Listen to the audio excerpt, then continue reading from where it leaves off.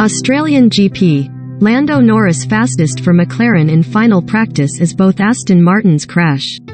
Watch Saturday's qualifying live on Sky Sports F1. Build-up from Melbourne's Albert Park circuit starts at 6 a.m. before shootout begins at 7 a.m. Lando Norris topped the timesheets for McLaren in a surprise Australian GP final practice result before Saturday's qualifying, while Aston Martin's weekend took a turn for the worse with crashes for both their drivers. McLaren, after a disappointing start to the season plagued by brake issues, have been much more competitive in Melbourne this weekend, and Norris highlighted their speed with some notable pace in Practice 3. Australian GP live schedule on Sky Sports F1. Sponsored link. Experts baffled. The most powerful hearing aids of 2022. See why.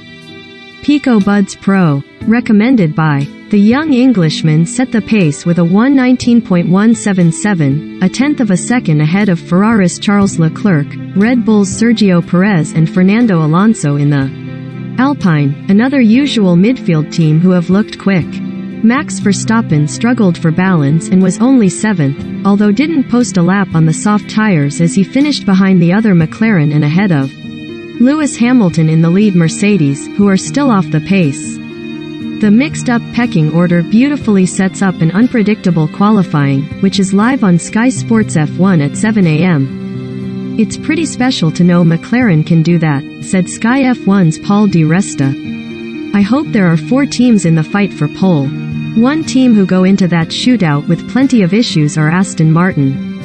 Their weekend had already been heavily disrupted thanks to Sebastian Vettel's engine issue in first practice, which sidelined him for the second session, and the German also didn't get a lap time in P3 before a crash at the high-speed chicane, which ended his morning and brought out red flags.